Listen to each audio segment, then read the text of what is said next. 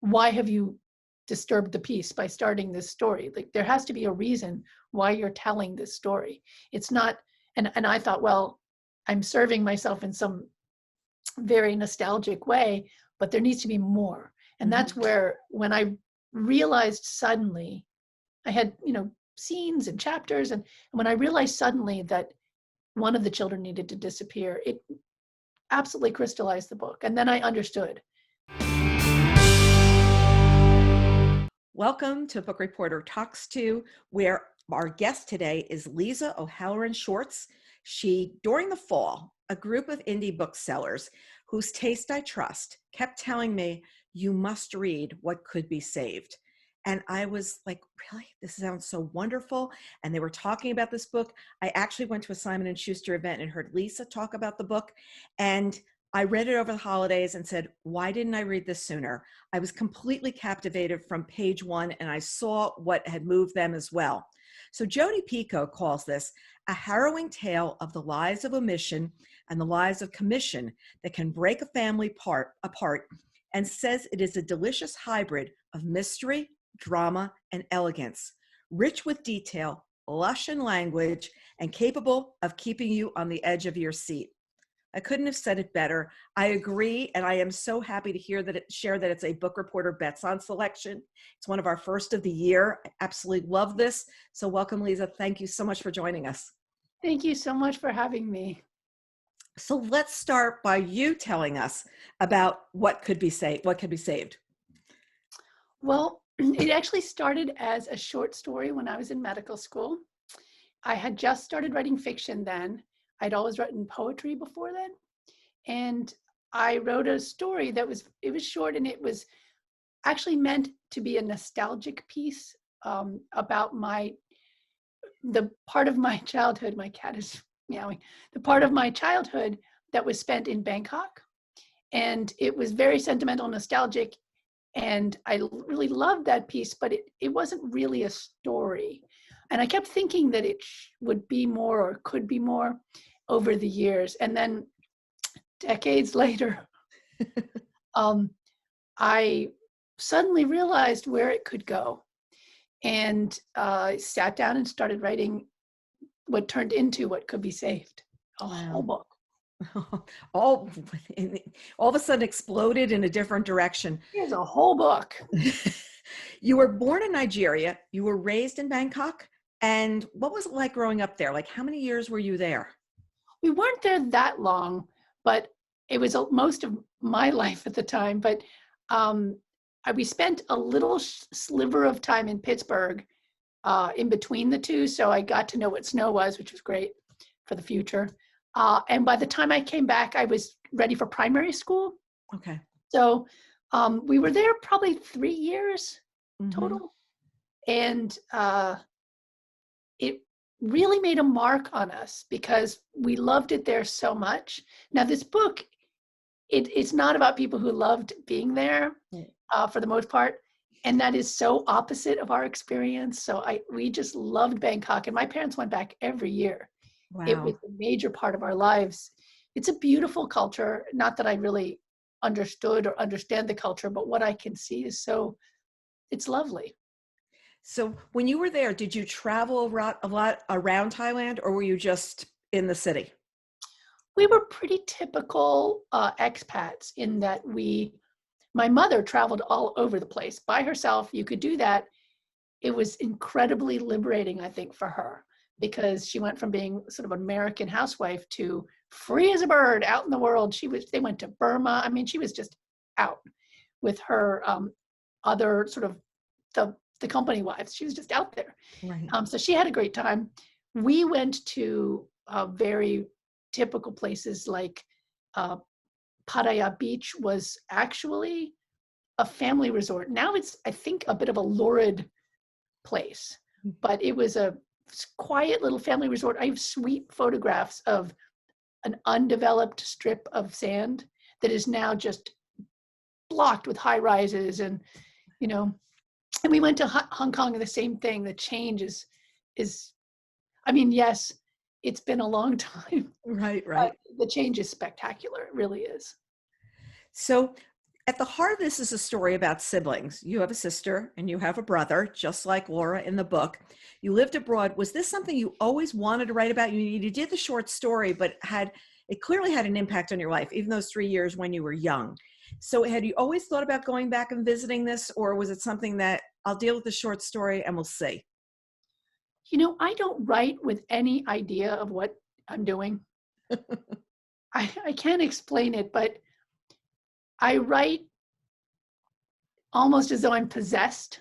So the characters they do what they're going to do. They say what they're going to do. No, they say what they're going to say. No, it's very inefficient. Mm-hmm. So I end up learning as I go. I was so excited when it turned into a sibling book. It wasn't intended to. All along, in every sort of incarnation of this, as it's tried to become a book, I had the siblings when they were young.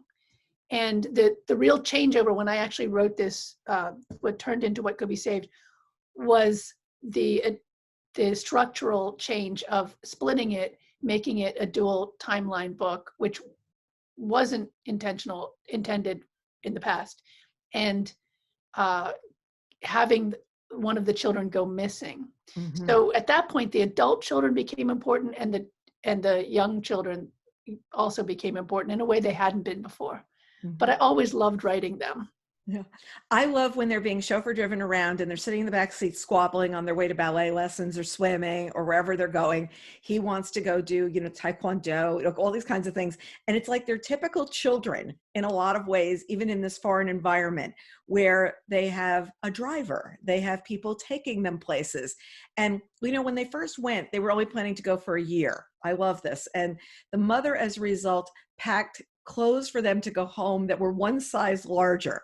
And I always remember that when we were little, because if your mom was buying you something on sale, she was buying the next size, like you can wear this next year. Like whether you're going to like it or not, you're going to wear that next year. And so there's this whole plan that the family had of this is what we're going to do a year abroad. The plan gets upended. I think they were there 3 years or a little bit more. Wow. And their lives just get completely shifted around as time goes on. When you went, did you know you were going to be there for just those 3 years, or was it the same thing? It went for one and then expanded? Did I have any idea what in the world was going on? I went where they told me. I sat where they told me. I didn't know. They told me we're going back to America. I said, great. They said, we're going to, wherever. That's fine. So yeah, I didn't, that wasn't part of our story. That came along. I think I might have nicked that from the Poisonwood Bible, because I read that book a long time ago when it came out, but I loved that book. And I'm sure that little detail stayed with me. Mm-hmm. If you remember in the Poisonwood Bible at the beginning, they thought they'd be there for a year, and it was so touching, mm-hmm. And so I think that I realized later when someone mentioned that this was like the Poisonwood Bible, I thought, I bet that's where I got that idea. That's where that little kernel was of what was going on. So you opened the book in 2019. Why 2019? Because we're going to go back to the 70s. What was the pivotal point? Was that where you were writing at that point, or was it just everybody would have developed their lives so much by 2019? Well, I wanted to make it as current as possible before COVID. Mm-hmm. When I was writing, an idea. When I was writing it, COVID was not a thing. And I pulled it. It was originally 2018. There's my dog. It was originally 2018, but it turned into 2019 because I wanted to pull it up to as close as we could be.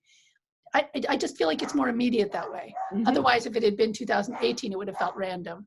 But I would have made it 2020 if there hadn't been COVID.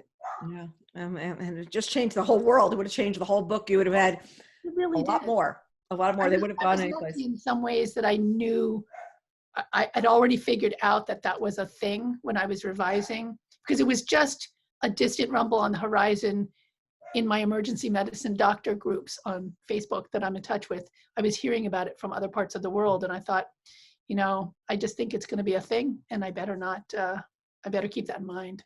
When were you first hearing about it? Was the end of 2019? Yeah, or like December, January. Yeah. And how everything changed like in an instant. I mean, how everything, it's interesting because I saw the note the other day that they're thinking they're going to have the Summer Olympics this summer. And I was like, okay, wait a second. Are you living in a different universe from me? And somebody said, well, yes, they're thinking of vaccinating all the athletes. And I was like, and how about the coaches, the spectators? Like there's a lot more people involved. So it seems like we're still trapped in, well, we can still do, but it's just the world has been completely upended. But meanwhile, you're going to flash us back then to the early 70s. And so we've got Robert and Genevieve. They've moved with their young family to Thailand. Robert works and was supposed to be a one-year project and building a dam. And I really like that, you know, there was this detail, but is Robert really building the dam? And I'm not going to give anything away in this book because there's so much for the reader to discover, because it's like the peeling an onion apart, because as you're reading, you're learning different things that will come back later on, but also then the onion's going to keep peeling as it goes on as well. And that's what I just loved. So when we meet the family, they're already there 3 years. And I love that she's in charge of entertaining, which is a full-time job, being the wife of the executive.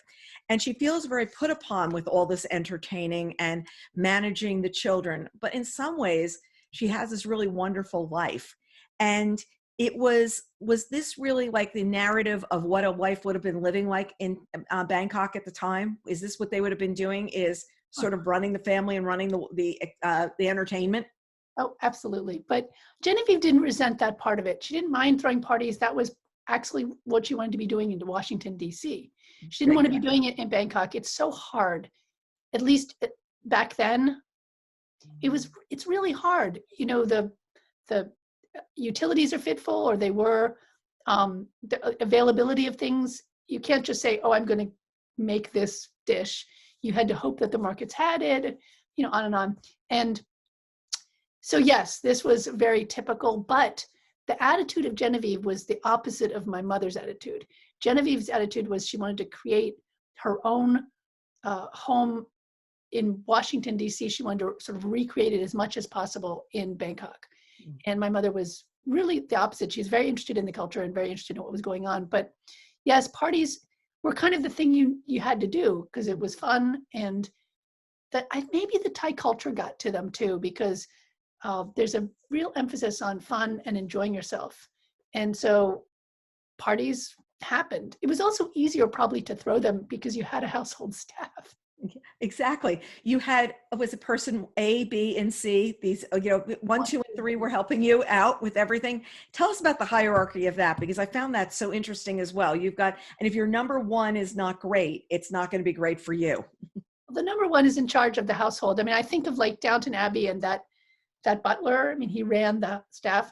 Well, our number 1 was like that, and she was in charge. She was in charge of things that I think we wouldn't have been able to do. She was, you know, behind the scenes doing a lot of things to make sure our household ran smoothly. And then there was the number 2 and the number 3. And the kind of, as the numbers go up, the tasks kind of go down. So the youngest, the number 3, she really was pretty young. Mm-hmm. She wasn't as young as the one in the book, but that doesn't mean that there weren't plenty of 12 and 13-year-olds working in service. And I like that they had American names because nobody could speak their Thai names. So it was like, yes, well, we're going to call her Nancy, or we're going to call her whatever, just so that it's easier for us. Well, my family, my mother would never, ever, ever have done that. Genevieve did that. And I found it, I don't know why it just happened as I was writing, but it just made sense because she was just trying so hard to make this a normal environment, one that she understood. She was really unhappy that her life had been taken from her. She liked her life. She liked the life she was going to have in America, you know, just like her mother's life. She didn't want anything more than that. She wanted just like her mother's life. So she was not going to have a servant named, you know, Deng. That's just not going to happen. She would have to be Harriet. I mean, it was, so I thought that was really, I found it really funny, but it's also, I mean, it's quite terrible that somebody would rename somebody else. Just make it better for them, make it easier for them to remember, and it make them feel like more like Washington. Like this is the way it would be. Just, you know, we don't have the strange, difficult to pronounce names. Now, the thing that I hope was noticeable was that the children called the servants by their Thai names. Yes. And I liked the fact that the children, just as you said, are like children anywhere. They're in a strange environment. They don't know it's strange. It's not really all that strange, except for the fact that they don't really belong there. And for them, the Thai names are no problem. They don't think they're weird. And so they just use them, but they know not to use them in front of their mother. Yeah. There are a lot of things that are happening that they know not to do in front of their mother. They're typical children, conspiring at the same time. And something happens very early in the book with the family driver that changes really the whole trajectory of these families' lives. There's this one moment, which I'm not giving away, that happens. And at that moment, it looks like it's a small thing. It looks like it's just a tiny thing that happens, a detail. And then later on, when I was projecting, is if that didn't happen, so much else would never have happened in this story to each of the members of the family. And I think that we often can look at one instant where everything flips or everything changes. But for this, it was something so subliminal.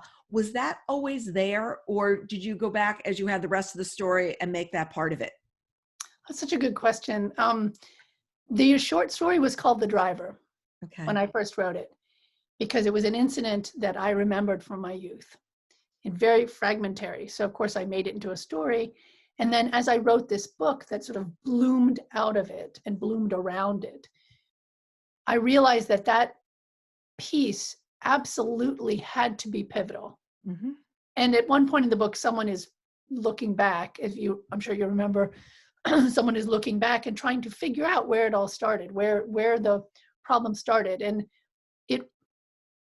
there are a lot of different places you can choose, but I think the reader will probably choose that one, as you say, exactly as you say, small incident that really shouldn't matter and shouldn't have had any consequences. But I will say that all the other things that happened were necessary too. Mm-hmm. But yes. You're right, like that one was the one that started it all. And I thought that was satisfying for a reader. I love a story that kind of ties everything up and makes the world seem neat, because it's not. Mm-mm. No, it's not. It's even when she's, the story opens, he's saying to her, we're having this dinner party. We want to bring another guest. It's going to upset the apple cart. So things are kind of unraveling right from the beginning. The children are not behaving exactly the way they're supposed to behave, but those are nuances. And then you've got this other little nuance with the driver, but that one sort of spins their whole world a different way. And I just found it was so interesting because you almost reflect back on it later. And as I was going through and I, folded down pages, I actually read a very early copy of this book when I went to go read it, because I didn't want to mess up the very pretty one that's behind me. And I went down and I folded down that page. So obviously when I was reading, I realized that was going to mean something, but I wasn't sure what. So it was, quite wonderful. When they first live in Thailand, there are all these little details that are coming up that there are things that the children are assimilating, the things that children want to be. They're going to school with other children like them, but they still have a lot of things that are going on of somebody's bullying, somebody's doing this, somebody's doing that. It just shows that no matter where children are, things can end up being the same way. And the boy feels like a little bit of an outsider with his sisters. At the same time, he's not the girl that's going and doing these things. And he's trying to stand up for himself all the time. But his dad's not exactly like bonding with him as well. He's sort of like a really loner, so that when you find out that something happens to him along the way, you're almost seeing like the setup of what it was. But it's so interesting because when the book starts, and we can say this part because it's really at the beginning, his sister is getting a call saying, I think I know where your brother is. And it's all these years later. And she doesn't think that this is something, Laura, the one sister, doesn't think that this is something strange. She really thinks that this is her brother. And her sister B is like, oh, they're just trying to get money out of us. They're just trying to extort us or whatever.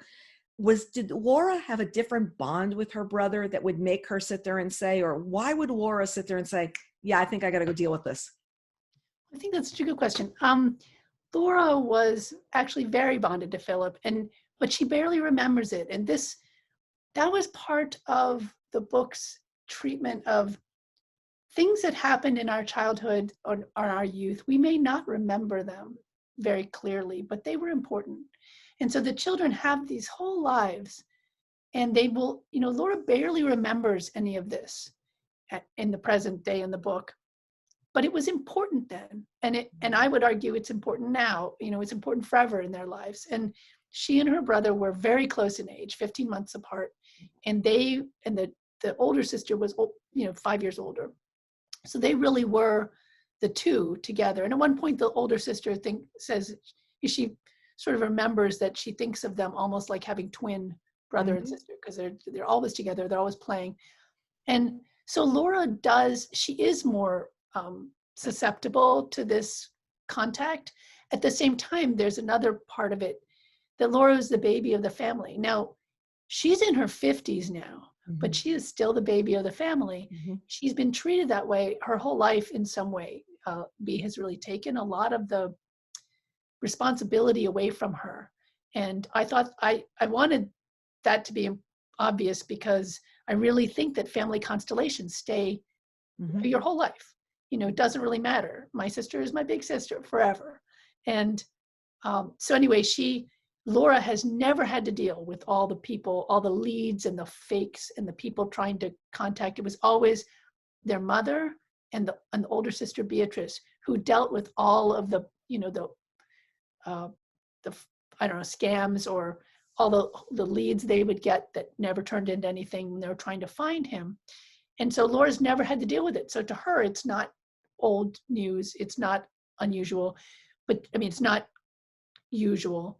And she's been contacted just because of a fluke, because she's the only one who's really online with her maiden name. So that's why. And they're going to go track him down. And she says, yes, I'm going to go. And her sister's, I don't know if this is a good idea. And when she goes, and what she ends up finding him. And that is just such a moment of, you've got somebody whose entire childhood was erased. It's like where you grew up, they were on like two different planes, and they started like back here and then totally different places. And what are you going to learn about what happened to him, and what aren't you? And what's the reader going to know before they know? And I just thought you did such a beautiful job of putting that all together. In fact, there's this really great line that you have. Its guilt is like a coiling snake with a tail in its mouth, no beginning and no end. And they're gems like that throughout the book. They're just gems, because you see that and you can see what's ending up happening, but it's a brilliant way to sit there and talk about what was really going on in this family, what was really going on with this whole connection of what was happening. So do lines like that just flow from you? That is the point of writing for me. It's not really the ultimate point of writing, but that's the joy, the unbelievable joy when something comes out right. It's fabulous. And then you spend afterward, you have to revise and revise and revise and decide what beautiful gem doesn't actually serve the story, and you have to part with it. Yeah. But I did love that. I love that whole chapter. That's Robert's chapter, and he's so dear. All the characters are so dear to me, really. But I was concerned actually when Atria acquired the book that my editor, the delightful Peter Borland, was going to tell me that I would need to cut that chapter. And instead he did not tell me that. He loved that chapter. And that made me feel like my book was in good hands, because it really, that chapter is really important to me. It does provide an overview on what's happened in this family. It also, to some extent, gives some reflection of the fact that they were in such an odd time in the country, the history of this country. They were away in their expatriate bubble during the real uprising in America that changed everything, in my lifetime. And I wasn't here for it. But people have told me that it went from 1968, and then in the fall of 1968, everything just became bedlam. Everyone was, they went from coats and ties in freshman year of college to, cutoffs and bare chests in the dining hall. And I think that kind of change and unrest and upheaval. I wanted to have a moment with Robert when he is reviewing things, the situation, that would reflect some of that, some of the bigger situation, and not just the specifics of the family. Yeah. And it's interesting because Robert is a kind of a quiet character in the book in a lot of ways. He's the father of the family, but he's got some quirks, which I want to get into, that, you wrote into he's got little nuances, things that he has to do, perform, certain things have to happen a certain way with him, little mannerism and tics almost of what's going on. And at the same time, he's not who his wife actually thinks he is. And there's a lot going on there that's hidden from the family, hidden from everybody, a hidden life in a lot of ways. And so as a result, he's like an imposter in his life, but in his family, he's not. Is that making sense? It's like he's the imposter out there, but at home, he actually, when he comes home and he sheds his overcoat or he takes off his suit jacket and he becomes dad in the family, it's a very different person than who he is out there. Yes, I think it becomes more different after the central event of the book when, Philip disappears. He changes. And I think he's just bumbling along. He bumbles along. He's classically, not to use cliched phrases, but he's a little bit of the white man failing upward, where he really can't. It's 1960s when he gets this job he's in. He doesn't really have to worry about it. He doesn't have to worry about money. So he just goes on a whim. It's really a whim that carries them to Bangkok, and then he really isn't planning, a little bit the way I wrote this book. He's planning everything and he doesn't really know what's going to happen, but then he becomes much more of a deliberate person. He's forced to become more of a deliberate person and more engaged with his actual life. I think he would have benefited from living in this time, because I think he would have been very open to shedding that requirement to be so masculine and so macho that it really dogged him. He really didn't. I think you might have been able to pick up from the part where he thinks about his life at school had been really difficult until he became good at athletics, until he grew and became athletic. And that saved him from the teasing and taunting of other boys. And I'm sure it's still true, but there was such a pressure on young men to be a certain way, just as there was on women to be a certain way. And I think both Robert and Genevieve were in their little corners. Genevieve liked her corner, though. That's the difference. I think Robert really would have been happier in a different time. And I'm a big fan of him. I wish he'd had a different chance.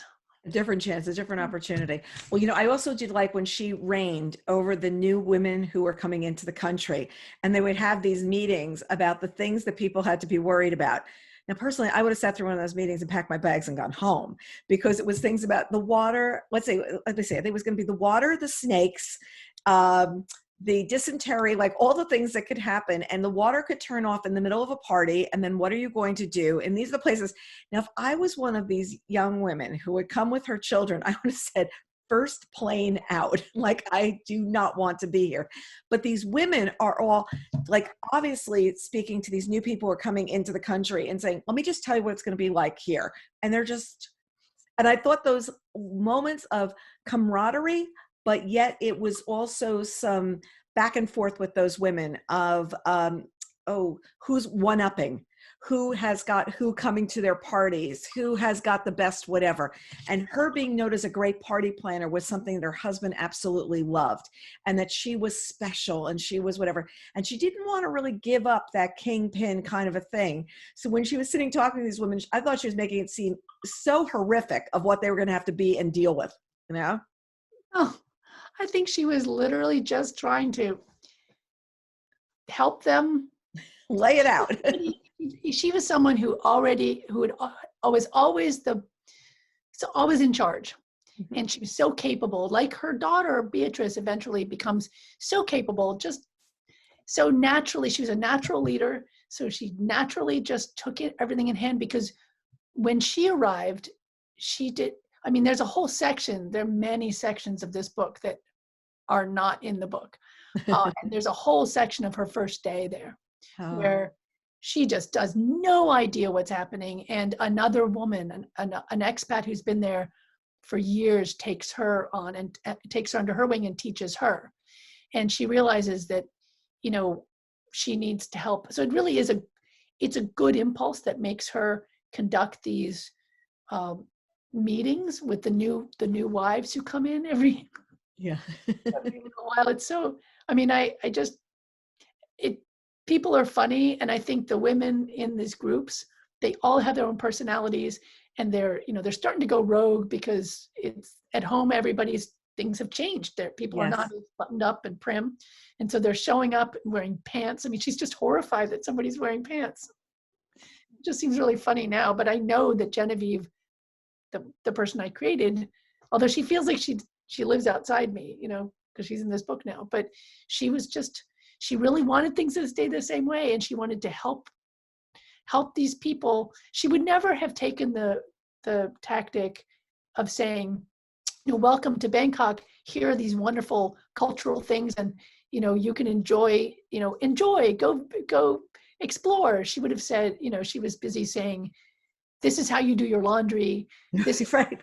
do your shopping, because she was trying to help them stay alive. I think people like Genevieve don't realize that you really can take from your environment and meld into your environment instead of deform your environment to make it just like your home.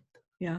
Yeah. And your number one is going to be very important. Whoever you have as your number one is going to be the person that runs your house. And if they're not there for you, your whole thing's going to fall apart. And you just picture this person there for the first time going, oh my gosh, like what would have happened? What would have happened?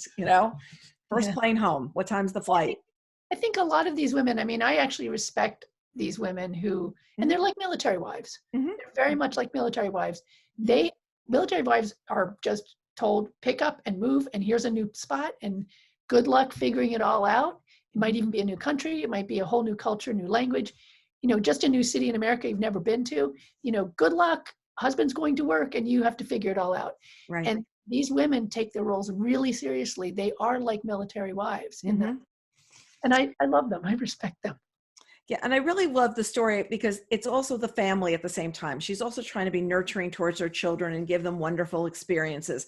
And I can't imagine what it was like for her getting on the plane to leave Thailand and leaving, knowing she left her son, or assuming she left her son behind. I mean, I can't even picture that moment of walking up the steps on the plane and just saying, okay, we're going to leave here now.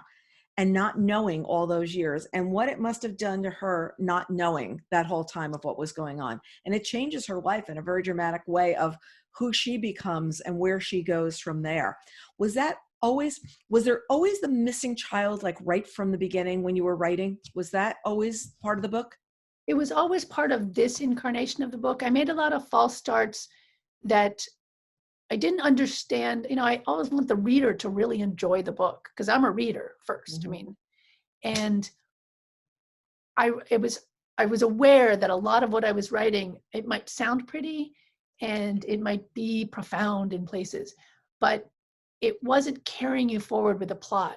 Mm-hmm. And there's, my old teacher, Richard Bausch, used to say, why have you disturbed the peace by starting this story? Like, there has to be a reason why you're telling this story. It's not, and I thought, well, I'm serving myself in some very nostalgic way, but there needs to be more. And that's where, when I realized suddenly, I had, scenes and chapters, and when I realized suddenly that one of the children needed to disappear, it absolutely crystallized the book. And then I understood that his disappearance changed it from this dalliance and this kind of, it could be sort of silly or to something, it crystallized all the dangers that they were facing and the dangers sort of in the world.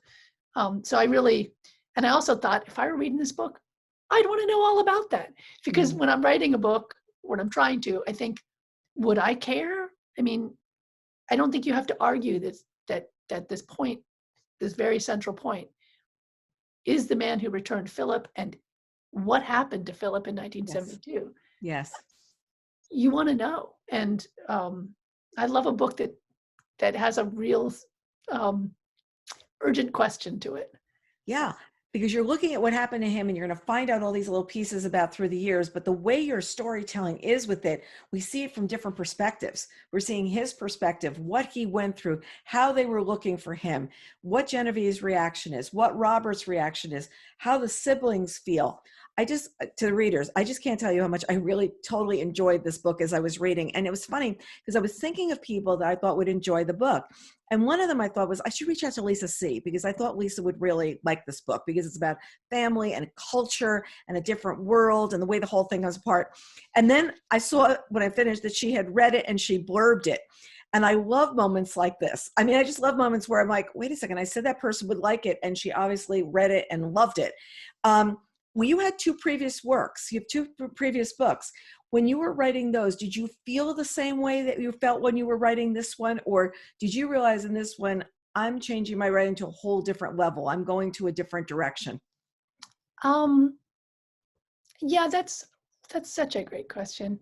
The first book, I think, was just trying to figure out how to write a book. That was when I was in medical school, and I really had just written poetry until then. And so I was just trying to figure out, how do you write a book?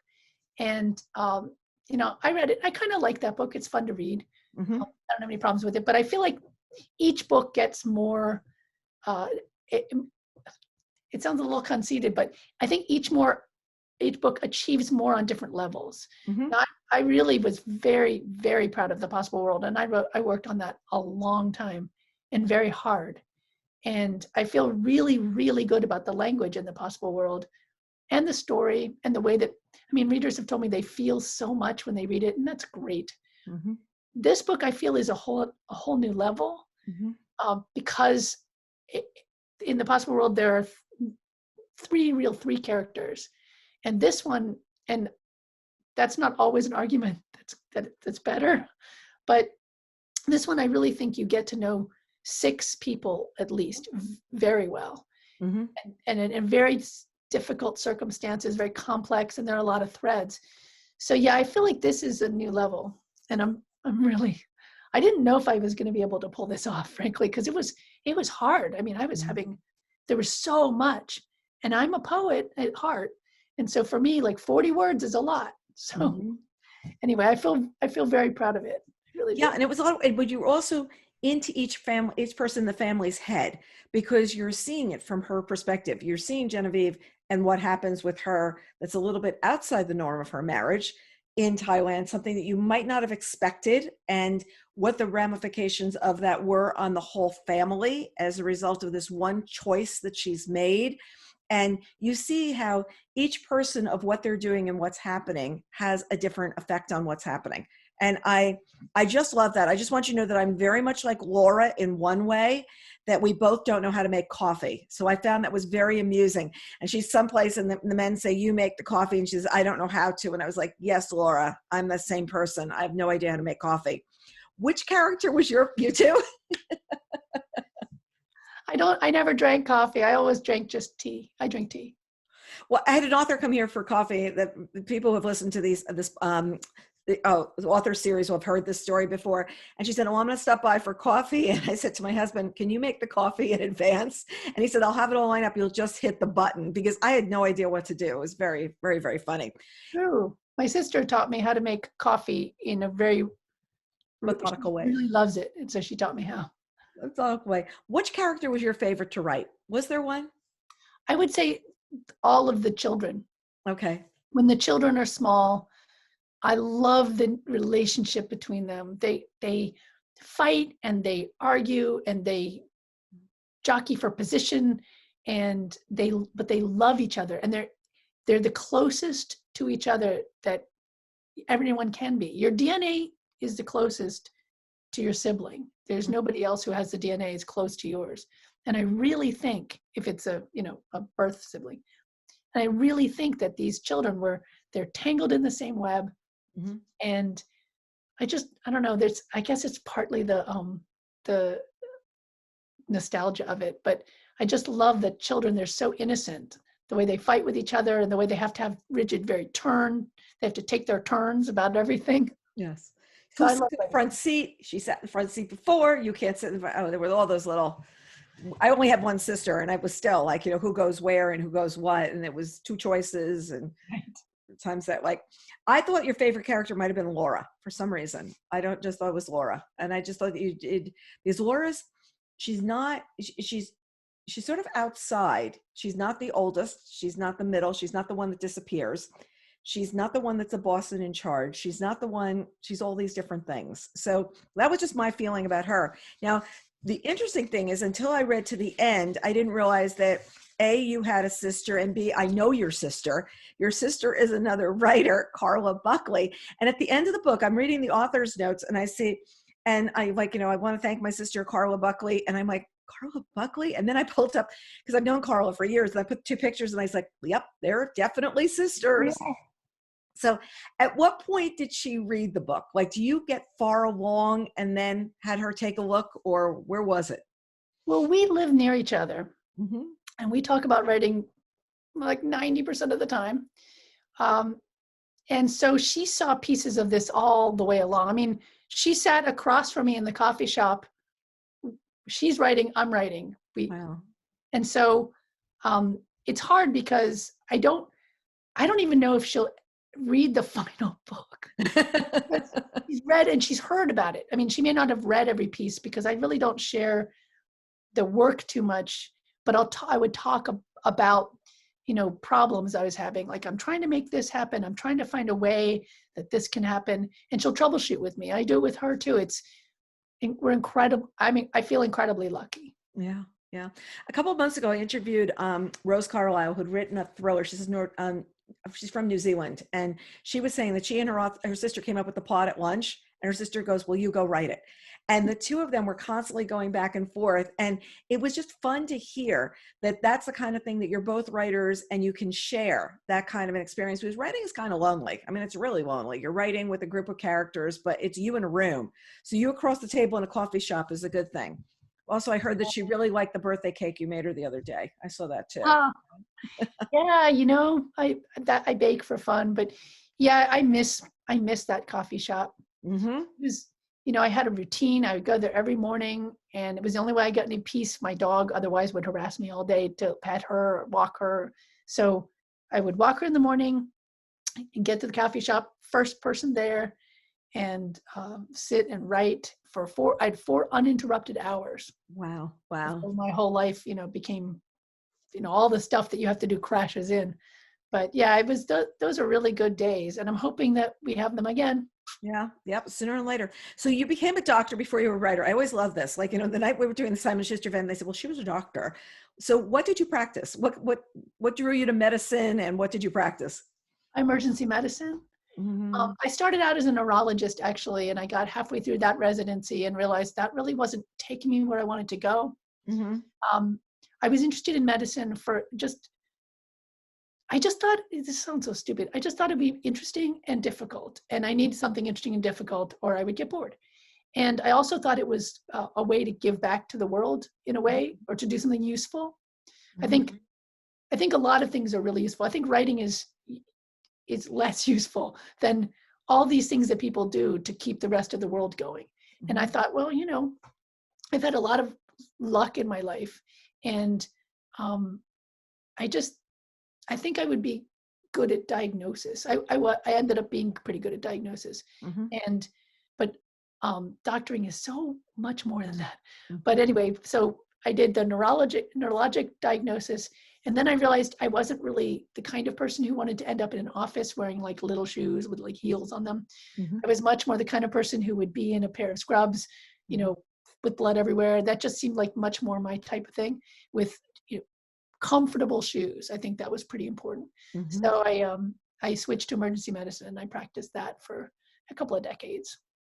Well, it's interesting because people said to me, like, what would you do if you weren't doing this job? And I said, I think there are 3 jobs I'd like to do: triage in an emergency room, landing planes in air traffic control, but it has to be at LaGuardia on a Friday afternoon in the summer with a thunderstorm. Like, really, let's up the challenge. And what was the third one? Programming the NFL, like moving those things around, because I think it's that immediacy of you have to make a decision. You have to make a decision about what to do. And, I think that when you're writing, you have so much more latitude of where you can move the characters and what you can do. Whereas when you're in that emergency room, somebody comes in and they're bleeding and you've got to figure it out like right away. This is what's going to happen. This is where to go. So it's a good and bad thing. I think emergency medicine, there are protocols. You are trained, You can resuscitate somebody without having any idea what the actual cause is. You can be figuring that out as you're saving them. So there's a real sort of exoskeleton that supports everything you do.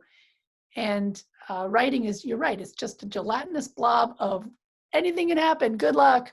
But I'm very impressed that you mentioned air traffic control, because I always use that as the example of what I would not be good at, what I could never do. So I think you probably clearly have a very good right brain. Yeah, it's like, okay, let's get from here to here. Let's just go from here to here. Yeah. I'm not, well, I think it's somebody, a air traffic controller has to have very good spatial in their head, has to think of all these different things, and the multitasking has to be phenomenal. Yeah. So, kudos. Well, no, it's fun because sometimes my son will come up, we work together, and he'll come up and he'll look at my computer and he's like, how can you have all those windows open? How can you have, and I said, because if I don't want to do this, I'll do that. If I don't want to do this, I'll do that. But it was, so you were writing poetry at the same time you were a doctor. So were you publishing the poetry or writing for your own joy? I'd written poetry since I was a child, very, very young. And it was just something I did. It was very private. I think I might have sent a couple away to magazine at some point, but without much great hope, and they weren't taken. But there was just something that within me that always knew I was going to find my way to write. I didn't think I had anything important or new to say when I was in my 20s and I started writing.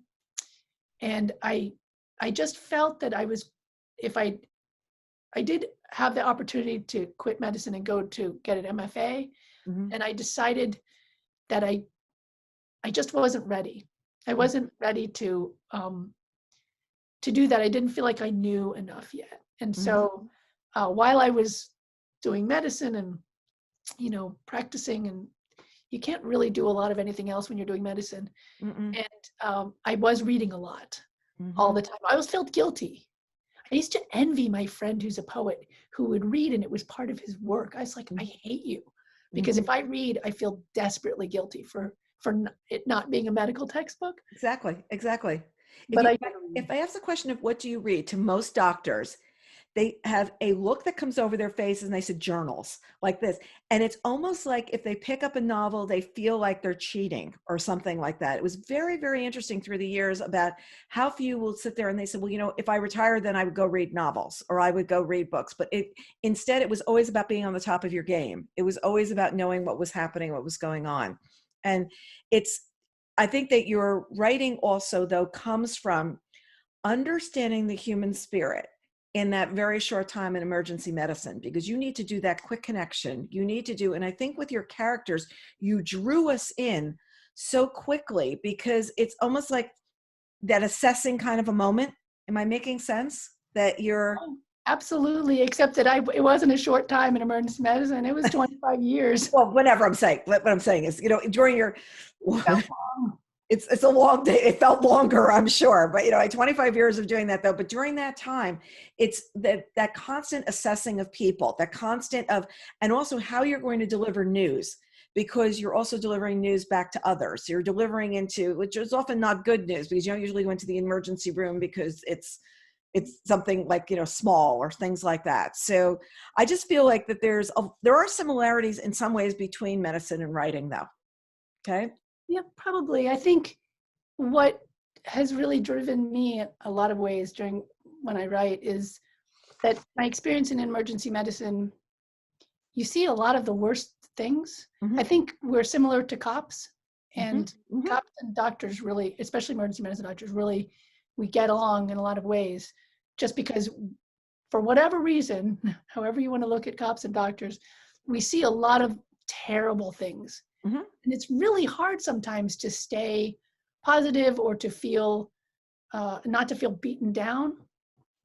And when I write, I don't want to pretend that these terrible things don't happen, but I want to rise above them almost, find a way to put them into perspective. It's really hard, but that's what I'm trying to do in my stories is, stuff happens, terrible things happen, but we can still find happiness. We can still be happy. and you still feel like what will happen to Philip, because there are moments that things are terrible that are happening for him, and there are little glimpses of joy. And then there are terrible things that happen to him, but it's how you find joy during those times, how you find if it's not joy, it's peace. If you find some times of acceptance, you find times of whatever. And I found that was, something that I saw, even though he was in the most difficult of circumstances. So was this always the title? What could be saved? No, it was, the short story was called The Driver. The book, when I sold it eventually, as it sort of metamorphosed, was called Eden. Eden. And part of the reason that I knew that was a working title, because it was a little too on the nose. Mm-hmm. They're in this house with a garden and a high wall, and they're ejected from their innocence.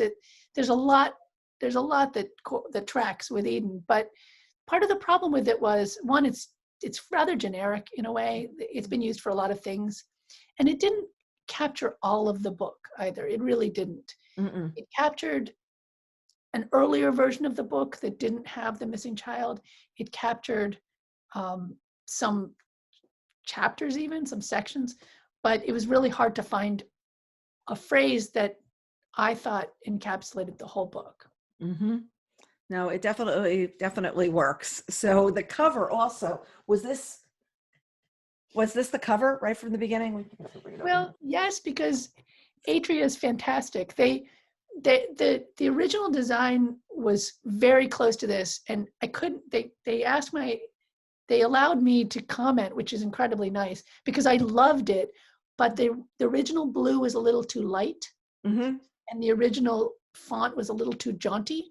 Mm-hmm. And it gave the sense when I just looked at it, because I was fresh to it, they showed it to me, and I thought it looks like a fun book, like a funny book or a farce. Mm-hmm. And I didn't want someone to pick it up and be like, oh my God, you're killing me, because I think it's a pretty heavy book in some ways. Mm-hmm. And so we worked on, they listened to me. It was so nice. They really, and I'm thinking, oh my God, I'm not a designer, don't listen to me. But they went with the blue. We went back and forth on the blue. We ended up with a bright but darker blue. And then the font was actually, I talked to a friend of mine with whom I went to high school and college. She's a graphic designer, and she said, I think I know exactly the font you're looking for. And she recommended this font. Wow. And it was, because it looks like paint strokes. It does. Yeah, and all of this was driven by the team at Atria. If I had to design a cover, we would still not have a cover. They're really hard to do. It's really hard to do a cover. And you know what? This stands out on the shelf too.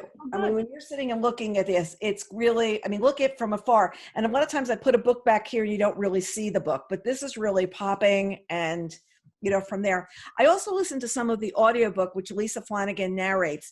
Have you listened to it all yet? I'm dying to hear that. You're dying to hear. I heard a snippet. It's really good. I'm so jealous. Yeah. I hear she's fantastic. Yeah, it's really, really well done. Are you working on something now? Thank you for asking. Yes, I am. It's a little hard because I had gotten about a third of the way through before COVID struck. Mm-hmm. And I've been stalled a little bit because I'm not sure. It's supposed to be set in the near future. It was always supposed to be set in the near future. But now I have to figure out how far in the future after COVID and try to imagine what the ramifications are. Mm-hmm. It's more speculative fiction, I would say, because it is in the future. It's not science fiction, but it's speculative fiction. And so I'm just trying to, I don't want to write science fiction, although I like science fiction fine. I'm not trying to achieve that. But anyway, I'm trying to figure out what little things, what the world is, because I need to live in that world. When I tell writers when they're having a problem, I just say, well, I've said this so many times, just go there, just put yourself there and write it. Mm-hmm. And some of them are like, what are you saying to me? Put yourself there, what? But so I'm trying to figure out what world I'm going to be in to put myself there. But I have the book. I actually even know the end. That's good. Right backwards. Right backwards. It's really interesting because if you told us even a year ago now that people would not be in offices. I always say that if somebody took the plot for the pandemic and brought it to a publisher and said, let me just tell you, kids aren't going to go to school. People aren't going to leave their houses. You're not going to spend the holidays with anybody. No one's going to be working. Everybody's going to be remote. There's going to be this thing called Zoom, which no one knew what it was. Okay. All this stuff is going to happen. A publisher would say, take that back, pull back 50%. It's completely unrealistic. And I think what you're talking about right now is the world has shapeshifted so much. People aren't living in cities. They've moved home. They've moved to become digital nomads. They're doing all these different things. So to sort of picture where the world is going to end up at this point is, well, which of these things are people going to keep and which are they going to take away? Exactly. I think there are going to be some fundamental things that will be changed forever. Mm-hmm. And I think there are some things we will get back. I'm just having a little trouble putting myself there because I'm so deep in this pandemic now I've been in this house for 11 months. Yes. I go to very few places. And when I leave the house, it's like, oh, I'm getting in the car. Okay, here is my one prediction, everybody. I'm telling you right now, there will be more car accidents because no one knows how to drive anymore. I will be driving down the highway and people will be driving so fast. I mean, roads that you normally would go quickly on, people are driving so much faster. And the other thing I'm noticing is, even if you're around town, people just drive like, oh, I want to go to the grocery store. Let me just make a turn. And I'm like, wait until everyone is back on the road because I look at the number of miles I've driven in the last year. I haven't done that since I was 17 years old, since I was 16 before I started driving. And that I think will change. I think that also for you, writing not in the coffee shop across from your sister, when you go back to that, what will that rhythm give you? Or is that such a different rhythm from where you've been for the last year? It's just going to be interesting to see what happens with people, you know? Well, I think we're used to, as you say, the traffic. We're used to less traffic. We're used to being like less populous out in the world. Mm-hmm. Out in the world, we're not used to other people. What are you doing here? This is my road. Like it feels rather odd, but I hope that there's some good things that come out of all this terrible stuff. Mm-hmm. I really do. I do like the fact that we've gotten so much better with remote. Mm-hmm. Yes. We had the technology and we weren't using it. And I think we've gotten our mindsets in the right place. So what I really love is I've been able to talk to more authors. I've been able to see many more events. I've been able to see many more. I mean, like, okay, if I was you would come into New York, we'd have done that lunch, which means I would have left the office. I would have gone down and had a 2-hour lunch. I would have gone back. It would have been a 3-hour event. Whereas I got to see you online for an hour and it was lovely. It sounds crazy, but it was absolutely great. And we got to ask you questions and we got to do that back and forth. And I think that there's certain things that I'm actually loving. I will say that if you're out with a group of people, it is like we had my parents and my mom here for Christmas, or my mother-in-law here for Christmas. And afterwards it was like exhausting because you hadn't done that much interpersonal conversation. Like even on Zoom, it's not the same thing. It's not the same as picking up cues around the room. No, it's not the same, you know? So true.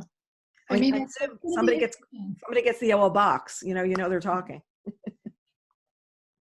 That's all right. We're going to have to like develop little yellow frames we hold over our faces. What we're doing. Yeah.